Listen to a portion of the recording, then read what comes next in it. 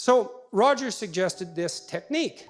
So I said I would get to the technique. He said, the next time you find yourself embroiled in an argument with someone that's contentious and uncomfortable, say, institute the following rule. You don't get to respond to the person's claims until they've exhausted that particular claim. And this does presume to some degree that you're dealing with a good faith actor, even if they feel differently than you do. You don't get to respond until you have recapitulated their viewpoint and summarized it in a manner they find acceptable. That's so treacherously sneaky, that rule. Because what it means is you have to demonstrate that you attended to what they say closely enough and carefully enough to, first of all, act out validation of the idea that they have an opinion worth attending to. So that's a big deal.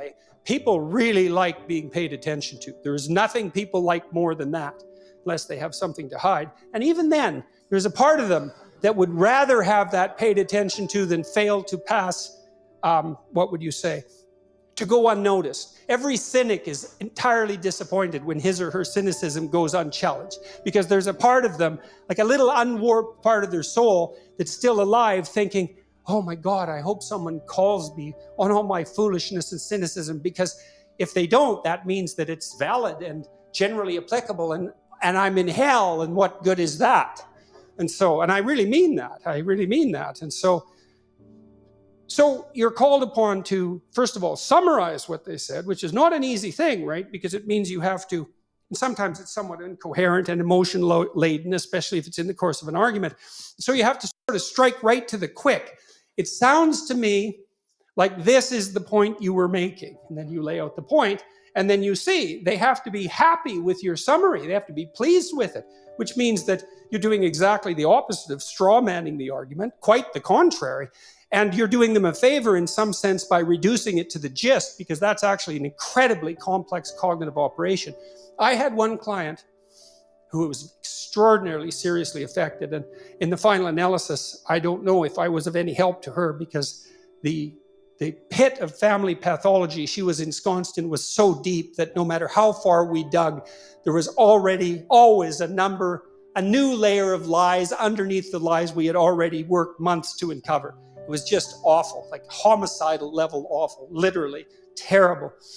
But she told me she went on a tangent that lasted for 4 consecutive day clinical sessions. Like, they weren't the whole day, but they were 50 minutes on 4 consecutive days. I had no idea where she was going. She was wandering all over in this Freudian associational manner, and she came to the point at the end of it.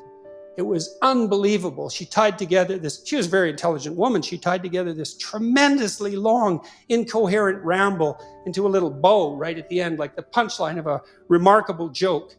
And she had extracted, in some sense, the gist of what she was saying as a consequence of the circumambulation, the wandering through all this territory. And when you listen to someone very, very carefully, and especially if they express themselves for a while, and you say to them, well, it sounds to me like this is what you're saying.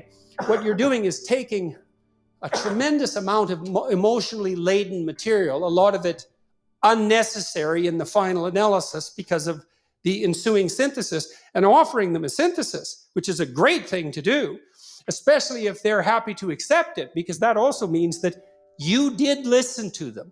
So you signified that they were worth attending to. And then you listened to them enough to actually understand what they were saying, to try to understand it. And then you did understand it. And then they're way happier with you, even if you're arguing with them, because at least now they know they can rely on you to be a reliable listener, and that you're not trying to, you know how it is when you're arguing with someone, there's a part of you that really wants to win. It's like, I'm right, you're stupid and wrong. And so the best way for me to demonstrate that is to warp and bend your argument in make it trivial in some way it isn't, especially if it's directed to some degree at like elucidating my character flaws and to minimize you in doing so. And if you do that, of course, well, that's not a great road to peace unless you're willing to bring a big club to the argument, and many people are. And instead of listening and trying to make peace and sort things out, they'll use all sorts of subtle forms of suppression in their ensuing dialogue just to keep everything, under the rug or in the closet. I wouldn't recommend that as a medium to long-term strategy, especially if you're trying to bring peace to a household.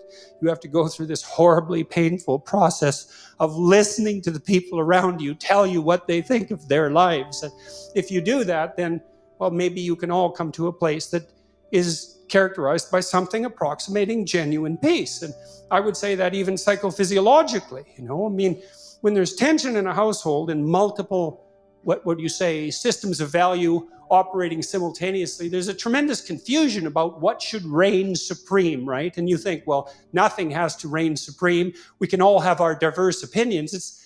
No, you can't. Not if you're going to live together in harmony. There has to be some overarching structure that unites you. What else is a family if it's not an overarching structure that unites you? Now, within that, there can be tolerance and even appreciation for necessary individual differences, and obviously there should be, but that doesn't mean there's not a higher unity that the entire organization, let's say, is striving for in some manner, and not only striving for, but pining for, or even dying for.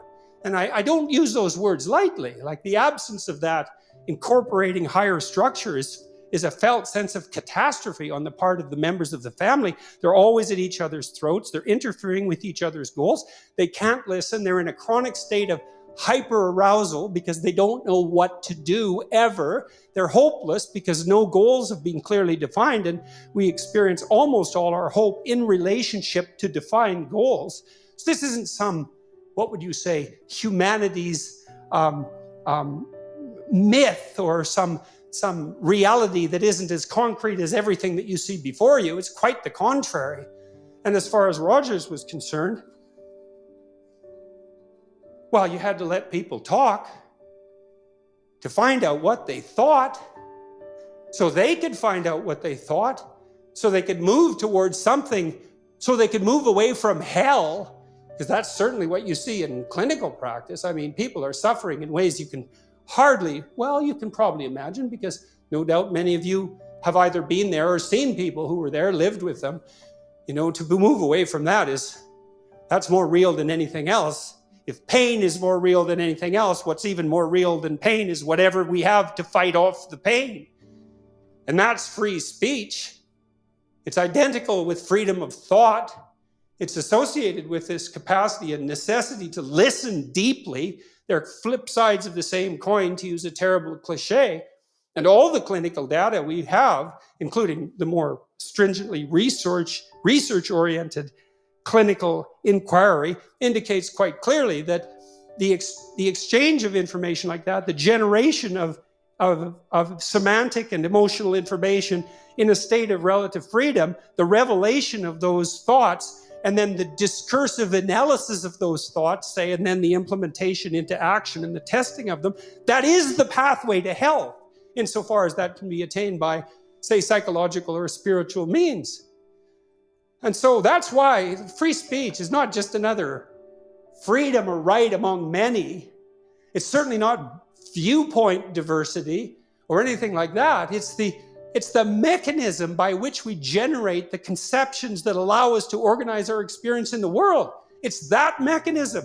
And more than that, it's the mechanism that allows us to reformulate and criticize those conceptions when they've become outdated and sterile, to dissolve them into a chaos that we have to contend with while it's occurring, and then to reanimate them in a new form so that we can move into the future. And so if you're concerned with the oppressed, let's say, why in the world would you oppose free speech? It's the only thing the oppressed have. And if you don't understand that, I would say, well, that's either an ignorance that's so deep that you should remediate it as rapidly as possible, or a malevolence that's so appalling that you should face it even though you'll face it at your peril. And so you come to a university like this that's been a bastion of free speech, in a country that's been a bastion of free speech and a light unto the world in that regard for 1,000 years, and all due credit to all of you for that. It's like, don't forget this. This is the fundamental thing. Say, the entire Judeo-Christian enterprise to this date has been an attempt, in some sense, to elevate to the highest place the notion of the divine redemptive word. And there's no truth that's deeper than that. And that's that. So Thank you very much.